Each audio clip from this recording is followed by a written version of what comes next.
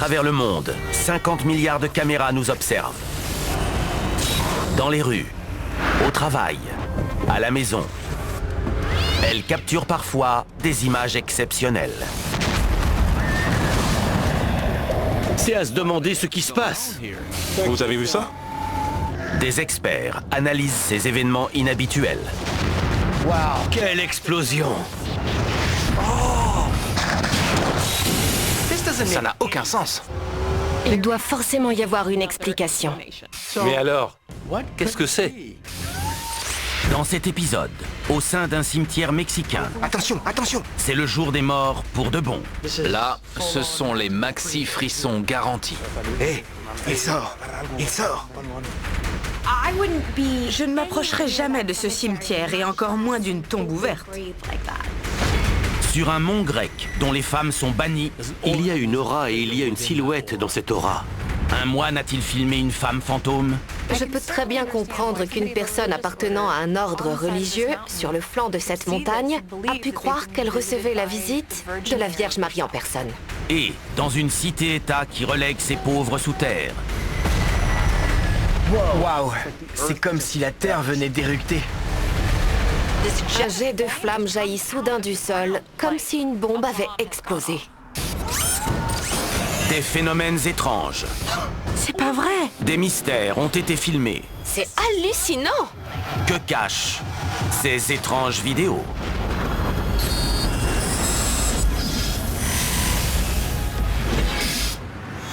Culiacán, au Mexique. 10 mars 2021. Un groupe de passionnés d'urbex explore un cimetière de la ville. Vous avez entendu? Quelqu'un pleure bruyamment. On va passer par là. Je m'interroge sur les intentions de ceux qui vont dans les cimetières la nuit. On dirait qu'ils recherchent les ennuis. C'est pas comme ça que je m'amuse le vendredi soir, moi. Soudain, l'un d'entre eux aperçoit quelque chose d'étrange. Il y a quelque chose là-bas. Non, viens. C'est quoi? C'est un Mais c'est homme. quoi? Un visage les fixe depuis l'intérieur d'une crypte funéraire récente. Attention, attention! Il y a un homme! Regarde, regarde! Oh mon Dieu, il gît à l'intérieur d'une tombe ouverte. Il pense avoir découvert un corps quand tout à coup, celui-ci bouge. Ça ressemble à un squelette. Du moins, à un crâne. Mais en s'approchant, il découvre qu'il s'agit bel et bien d'un individu à l'intérieur de cette tombe ouverte. Là, ce sont les maxi frissons garantis. Je ne m'approcherai jamais de ce cimetière et encore moins d'une tombe ouverte.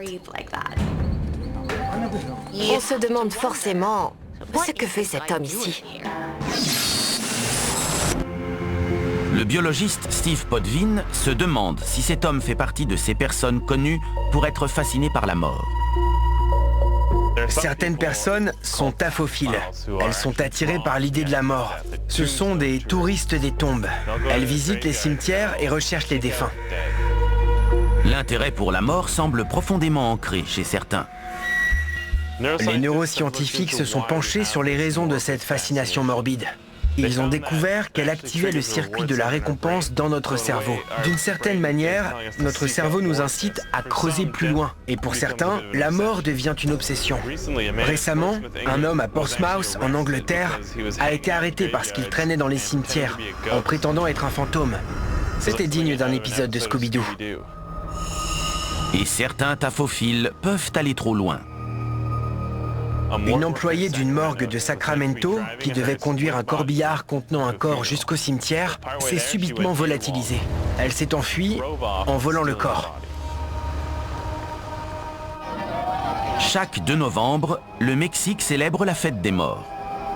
Une tradition dont les origines remontent aux Aztèques sanguinaires qui vivaient sur le site de la ville actuelle de Mexico. Toutefois, cette vidéo a été prise 7 mois avant le jour des morts au Mexique. L'ancien agent de la CIA Tracy Walder se demande si l'homme pourrait être une victime du trafic de stupéfiants qui sévit au Mexique. De nombreuses personnes ont été tuées au Mexique à cause de la guerre contre la drogue et de la violence liée au cartel. Culiacán est le fief du cartel de Sinaloa, le cartel le plus puissant au monde, autrefois dirigé par le baron de la drogue, El Chapo Guzman. El Chapo a été à la tête du cartel de Sinaloa pendant près de 2 décennies. Il était l'un des hommes les plus riches du monde et l'un des plus redoutés. El Chapo affirme avoir tué plus de 2000 personnes durant son règne de terreur.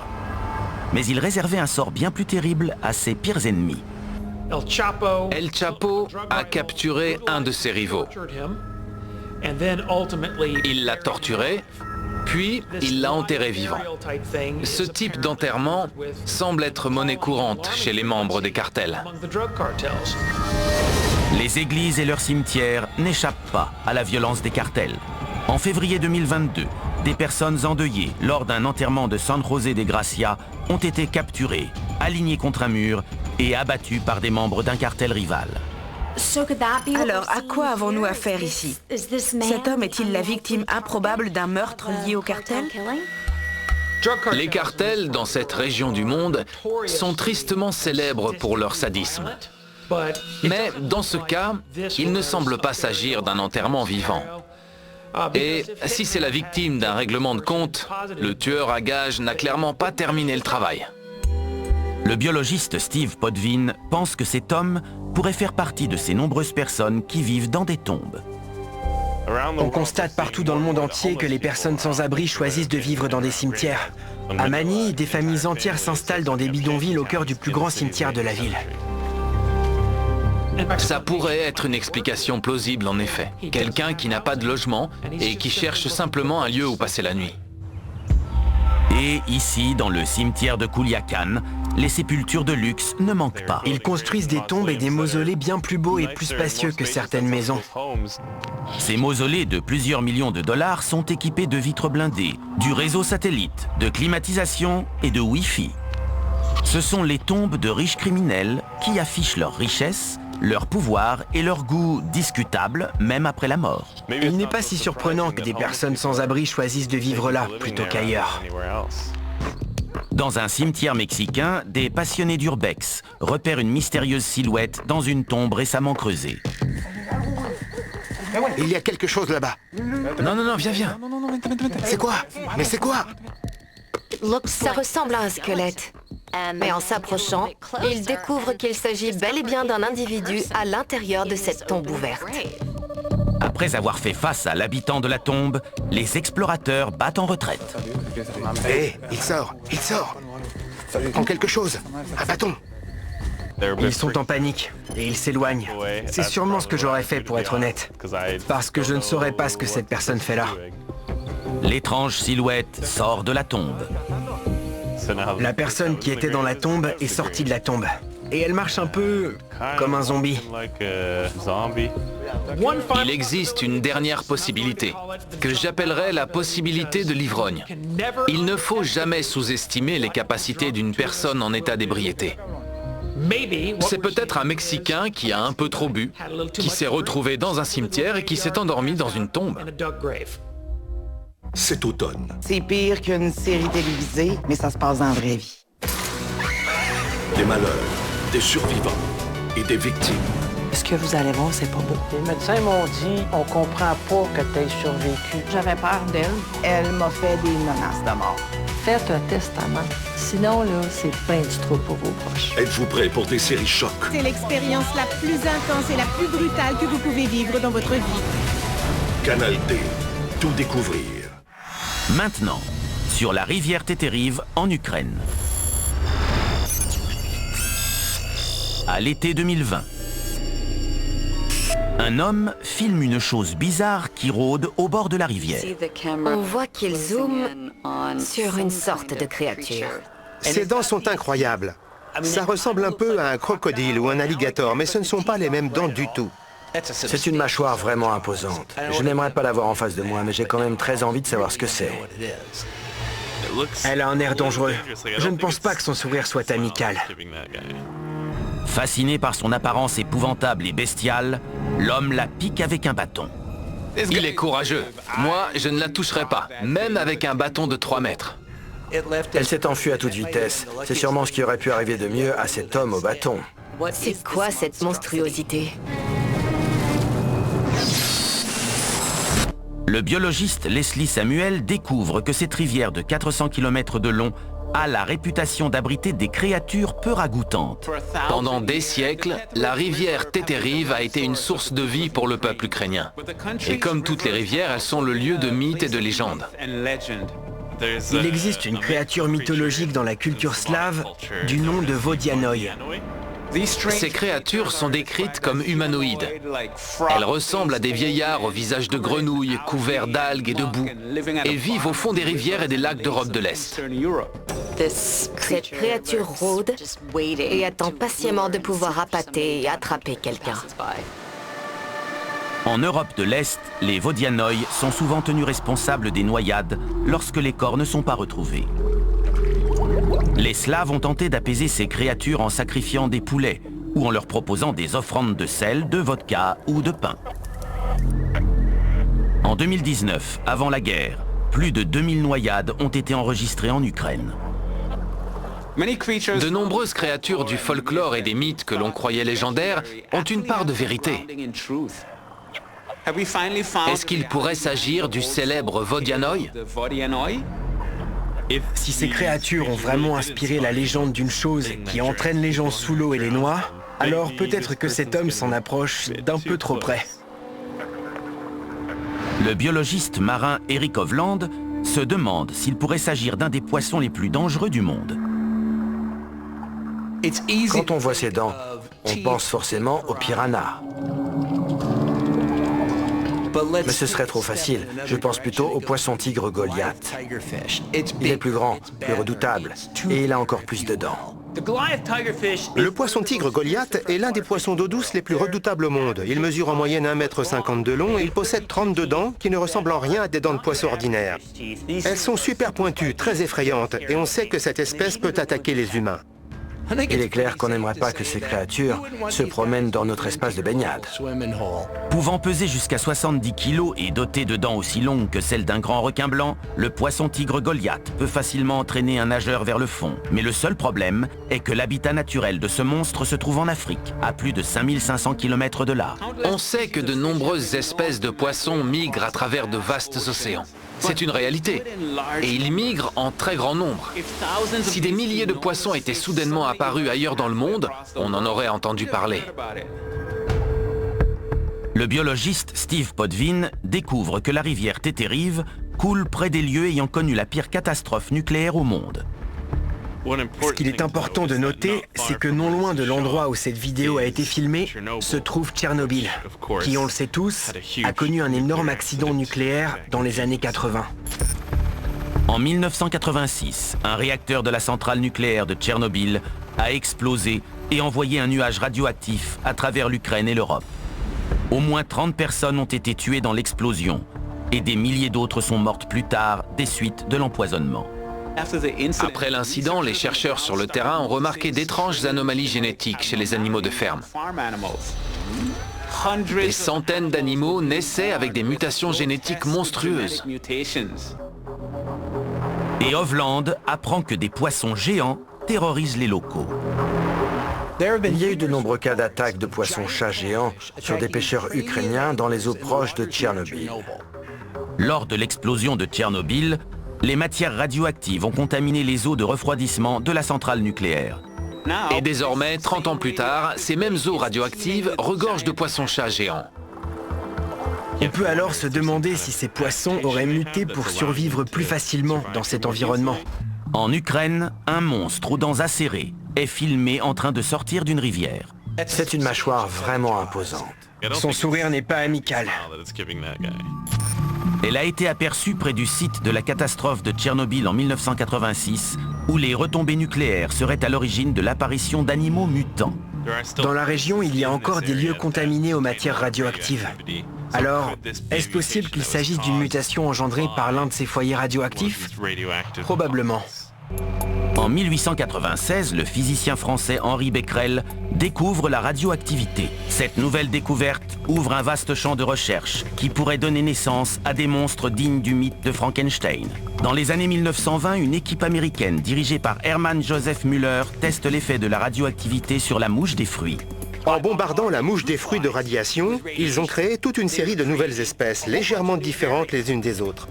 L'idée, c'était d'accélérer l'évolution en entraînant davantage de mutations génétiques chez les mouches pour potentiellement obtenir des mutations avantageuses.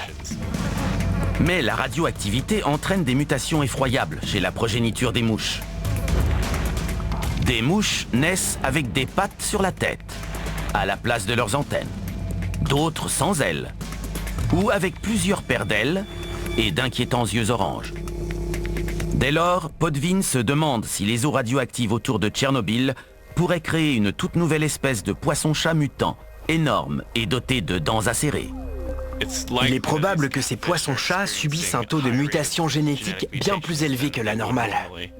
Les scientifiques ont découvert que les mutations dues aux radiations pouvaient être transmises de génération en génération.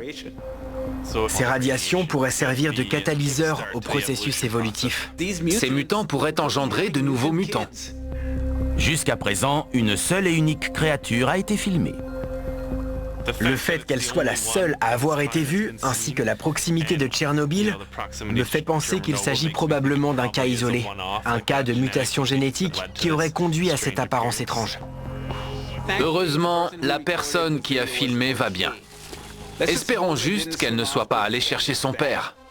Des secrets de famille, là, il y en a dans toutes les familles. Grosse surprise dans le dossier, on a retrouvé une demi-sœur. Wow. Il y a des choses qui se disent pas dans la famille, il y a des tabous, il y a des secrets. Chasseur d'héritiers, jeudi 19h30, à Canal D.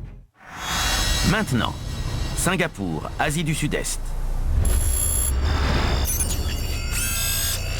Le 24 août 2021. Un homme effectue son trajet quotidien. Ça ressemble à une rue tranquille, ordinaire. Quand tout à coup... Wow, je m'y attendais pas du tout. Un jet de flamme jaillit soudain du sol, comme si une bombe avait explosé. La force de l'explosion projette des débris à près de 9 mètres de hauteur. Il y a des débris partout. C'est comme si la Terre venait d'éructer. Le conducteur a eu de la chance. S'il avait été au-dessus de la bouche d'égout au moment de l'explosion, il aurait pu y laisser la vie. Ça aurait pu être une tragédie. Quelque chose sous terre a explosé avec une puissance considérable. L'ingénieur David Wallace découvre qu'au-delà de la superbe apparence de Singapour, se dissimule une face cachée. C'est un endroit unique. Ils n'ont que très peu de terrain et ont pratiquement exploité chaque centimètre. Avec 6 millions d'habitants, sur une surface de 740 km², Singapour affiche la deuxième densité de population au monde. Le prix du mètre carré rivalise avec ceux de New York, Paris ou Tokyo. Les architectes ont imaginé des solutions originales, comme le complexe de luxe Marina Bay Sands, d'une valeur de plus de 5,5 milliards de dollars. Cette structure à 3 tours s'élève à plus de 180 mètres de haut et dispose d'un gigantesque parc suspendu. Mais ceci n'est que la partie émergée de l'iceberg. Pour exploiter un tel complexe, il faut une infrastructure énorme. Il faut de la place pour le stockage et pour abriter toutes les personnes qui y travaillent. Le Marina Bay Sands a donc décidé de les mettre sous terre. Les riches clients de l'hôtel vivent dans les espaces baignés de lumière en hauteur, tandis que les 10 000 travailleurs du complexe sont logés dans une ville souterraine sans fenêtres. C'est ce qui fait que ce complexe de luxe est bouillonnant.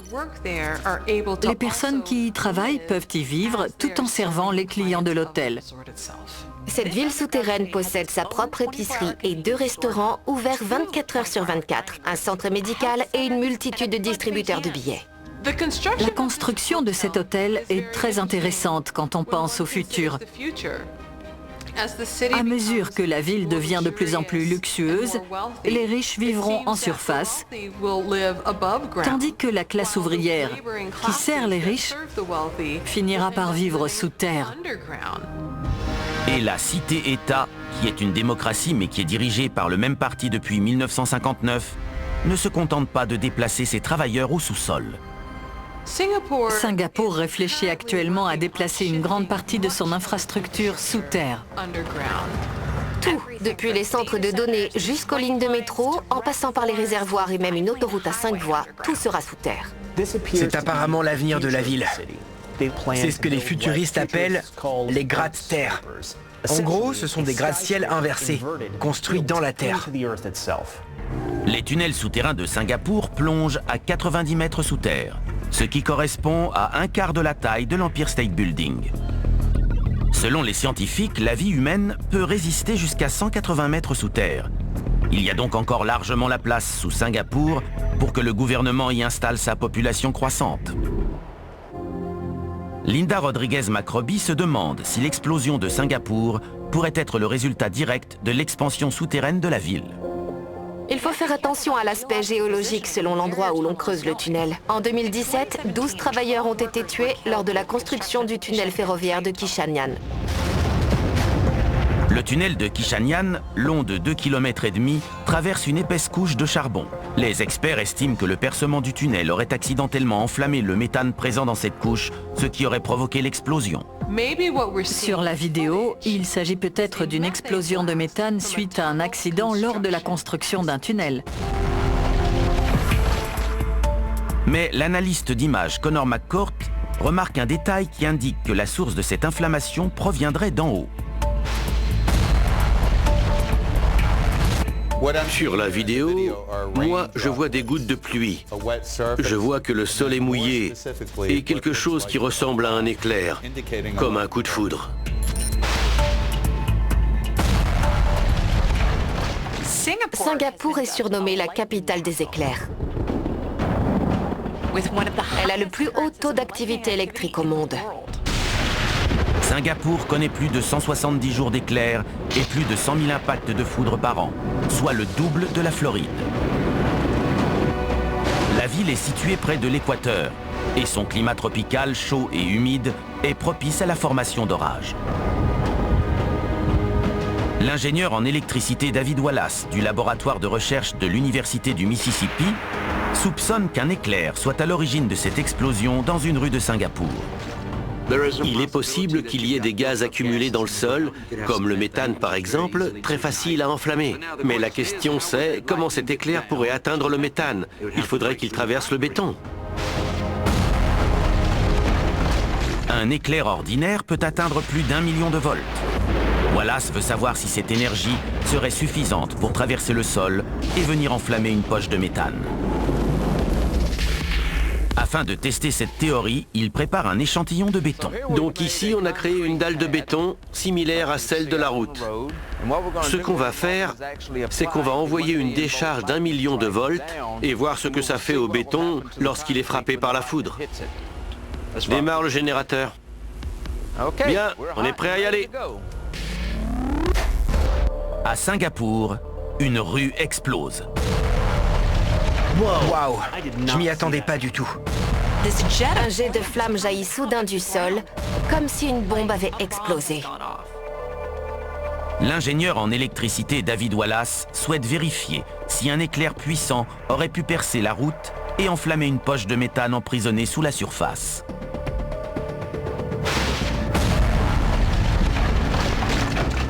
Dans son laboratoire de recherche, il va envoyer 1 million de volts sur un morceau de béton. On a installé un échantillon de béton. J'ai mis en place mon paratonnerre. On va voir ce qui se passe maintenant. C'est parti, lance l'éclair.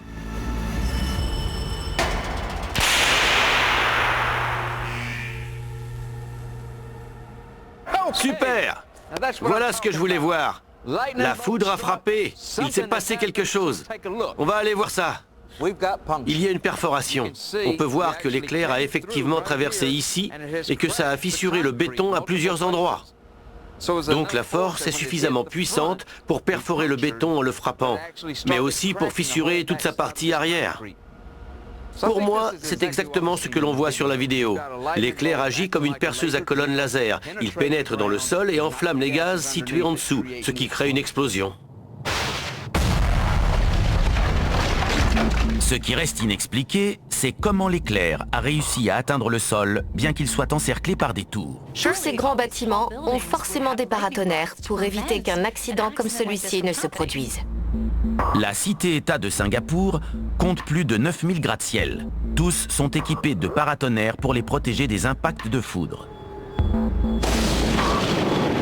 Les systèmes de protection contre la foudre fonctionnent en fournissant un chemin de faible résistance à l'électricité pour qu'elle se décharge en toute sécurité dans la terre. Beaucoup de personnes pensent qu'en installant un paratonnerre sur leur maison, ils pourront diriger la foudre dessus et protéger ce qui est autour. Mais la nature a ses propres projets. Un jour, alors qu'un petit immeuble se trouvait entre deux gratte-ciel, l'impact de foudre a frappé le petit immeuble. Tout dépend des charges qui se forment pendant un orage et de l'endroit où la foudre va frapper. On peut installer des paratonnerres pour tenter de l'attirer, mais rien ne garantit qu'il attirera à tous les coups la foudre là où on le souhaite. C'est littéralement un coup de tonnerre, une chance sur 1 million. Mais tout de même, on n'a pas envie que ça nous arrive sur notre trajet du matin. Le conducteur a eu énormément de chance d'être là où il était et de ne pas s'être avancé jusqu'à la bouche d'égout quand l'explosion a eu lieu. C'est facile de dire « Oh, moi, j'aurais jamais envoyé de l'argent à quelqu'un. » Les fraudeurs s'adaptent selon la victime. Jamais j'ai pensé. En aucun moment, on a eu un doute. C'est comme une gifle. Démasqué, vendredi 20h30, à Canal D. Maintenant, sur le mont Athos, en Grèce. Le 12 décembre 2021. Un lieu interdit aux femmes. Un moine filme un spectacle stupéfiant. Qu'est-ce que c'est? C'est absolument magnifique. Il y a une aura et il y a une silhouette dans cette aura. On dirait qu'elle a des bras et une tête, comme un humain. Il y a quelque chose de vraiment étrange.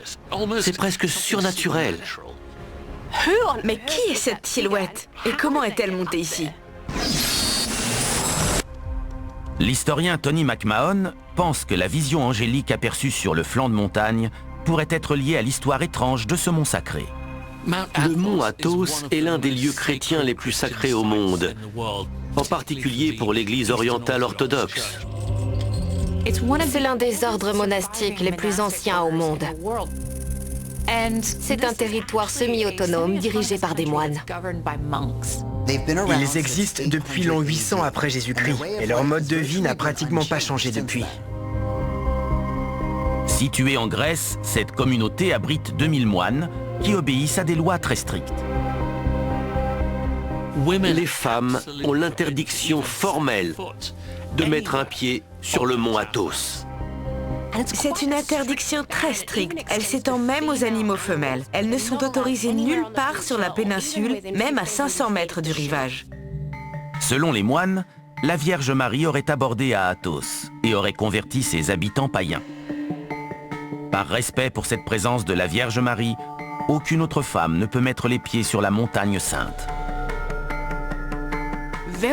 Les apparitions avérées de femmes sur l'île sont extrêmement rares. Tellement rares que le dernier signalement remonte à 1903. C'était la veille du festival de la neuvaine à la Vierge Marie, lors duquel les moines les plus pauvres reçoivent des dons de charité. Le moine Gabriel prit une photo pour commémorer l'occasion et fut sous le choc en découvrant une mystérieuse silhouette féminine sur l'image. Le moine photographe a affirmé qu'il s'agissait d'une apparition miraculeuse et d'autres moines présents ont cru qu'il s'agissait de la Vierge Marie. Le cliché a été pris à une époque où la photographie spirit faisait fureur. Promu par l'auteur de Sherlock Holmes, Arthur Conan Doyle, des images sur lesquelles apparaissaient des fantômes et des fées circulaient dans la haute société. L'arnaque a finalement été démasquée. Les photographies étaient truquées et réalisées à l'aide de négatifs superposés ou suite à plusieurs prises de vue. Cependant, à ce jour, personne n'a trouvé d'explication scientifique à la mystérieuse femme prise en photo sur le mont Athos. Se pourrait-il que cette silhouette aperçue dans la vidéo soit une autre apparition de la Vierge Marie? Le fait que la Vierge Marie ait été prête à se montrer sur une photographie en 1903, puis à se montrer sur une vidéo au XXIe siècle, pourrait laisser penser qu'elle suit l'évolution de la technologie. Je peux très bien comprendre qu'une personne appartenant à un ordre religieux sur le flanc de cette montagne a pu croire qu'elle recevait la visite d'une présence divine. Une mystérieuse figure angélique apparaît devant un moine sur le mont Athos. La journaliste Linda Rodriguez-Macroby pense que cette silhouette dans la brume pourrait être le fruit de tests secrets réalisés par l'une des plus mystérieuses puissances mondiales. Peut-être est-elle liée au monde de la géopolitique et au secret gouvernemental. En 2005, Vladimir Poutine s'est rendu sur le mont Athos. Et depuis, la Russie aurait injecté 200 millions de dollars dans la région. Le mont Athos est actuellement un immense chantier de construction. Et l'argent qui finance tous ces travaux provient de la Russie. Ce qui pose la question, pourquoi Poutine s'intéresse-t-il autant à cette communauté fermée et profondément religieuse? Il n'a pas échappé à Vladimir Poutine que le mont Athos était situé près de la Turquie et que la Turquie est membre de l'OTAN. Il veut probablement garder un œil sur ce pays.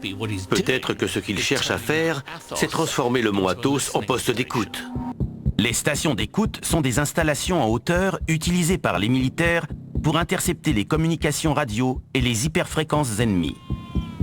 Pendant la guerre froide, les États-Unis ont construit une station d'écoute sur la base de Menwith Hill, en Angleterre, pour recueillir des renseignements à travers l'Europe de l'Est et l'Union soviétique. Le mont Athos est l'un des sommets les plus élevés de Grèce. À plus de 2000 mètres d'altitude, il constitue l'emplacement idéal pour installer une station d'écoute russe en plein cœur de l'Union européenne. Des rapports ont fait état de plusieurs antennes et faisceaux paraboliques implantés tout autour de la péninsule. Soit les moines regardent beaucoup la télévision par satellite, soit Vladimir Poutine installe des appareils sur l'île pour espionner les habitants. La brume pourrait être une décharge électromagnétique provenant de l'une de ces installations lors de tests secrets. Peut-être que la Russie utilise le mont Athos comme un poste de collecte de renseignements situé derrière la ligne de front de l'OTAN. Tony McMahon étudie les rapports météorologiques du jour en question. Les conditions étaient parfaitement propices à un phénomène similaire à ce qu'on voit sur la vidéo. Ce qu'on observe pourrait être un phénomène appelé le spectre de Brocken. La silhouette de la personne qui filme est projetée sur le brouillard. En gros, elle se filme elle-même. Le spectre de Brocken est un phénomène optique, souvent signalé par les pilotes, qui voient l'ombre de leur avion projetée sur les nuages et entourée d'un halo de lumière. L'ombre n'est pas un fantôme, ce n'est pas un ange, ce n'est pas un extraterrestre. C'est tout simplement la silhouette de l'homme qui filme la vidéo. Un spectre de Brocken se forme lorsque l'ombre du témoin est projetée sur de la vapeur d'eau, comme des nuages ou de la brume. Les cercles multicolores sont le résultat de la diffraction ou de la dispersion des rayons du soleil à travers les gouttes d'eau des nuages. On peut voir que le soleil se lève derrière l'homme qui filme, ce qui crée un magnifique faisceau arc-en-ciel qui frappe les nuages tout en capturant l'ombre du témoin. On sait que l'homme qui filme est un moine. La robe du moine peut exagérer l'image éthérée que l'on perçoit ici. De nombreuses expériences mystiques inexpliquées dans le passé pourraient s'expliquer par des phénomènes naturels comme celui-ci. C'est quoi ton dernier souvenir avant l'accident? J'ai revolé dans les heures. J'ai pris ma jambe, puis je l'ai ramenée à sa place. Je me suis battue pour rester ici aujourd'hui. J'ai frôlé la mort, mardi 21h, à Canal D. Maintenant, à Delinga, au nord de la Chine. Le 23 décembre 2020, un automobiliste aperçoit une étrange lumière rouge dans le ciel. Elle est rouge vif et elle flotte dans le ciel, absolument immobile. Elle brille d'une manière très différente du soleil ou de la lune. On dirait qu'elle émet de la lumière. C'est franchement bizarre. Ça fait peur. On dirait que c'est l'apocalypse. C'est assez inquiétant. D'où vient cette chose? Qu'est-ce que c'est? À Delinga, en Chine, un automobiliste aperçoit une mystérieuse boule rouge et brillante dans le ciel. L'historienne Ashanti Davis étudie les lieux où la lumière a été filmée. Cette vidéo a été filmée dans une région très désertique de Chine, la province du Qinghai, sur le plateau tibétain. C'est à très haute altitude, ce qui signifie qu'il n'y a aucune pollution lumineuse. C'est l'endroit idéal pour observer les étoiles. La météorologue Katie Nicolaou se demande si le ciel anormalement dégagé du plateau serait un signe avant-coureur d'une catastrophe imminente. Normalement, quand on regarde le ciel la nuit et qu'on voit du rouge, on pense à Mars. Normalement, elle est de cette taille. C'est un petit point lumineux dans le ciel. On voit à peine sa lueur rougeâtre. Pour autant, c'est la seule lueur rouge existante. Alors est-ce que Mars serait en train de se rapprocher de la Terre? Mars, la 4e planète de notre système solaire, se trouve normalement à environ 122 millions de kilomètres de la Terre. Mais son orbite l'approche parfois beaucoup plus de notre planète. En 2018, Mars n'avait jamais été aussi proche de la Terre depuis 15 ans. Mars et la Terre n'étaient qu'à 57 millions de kilomètres l'une de l'autre, ce qui est très proche en langage planétaire.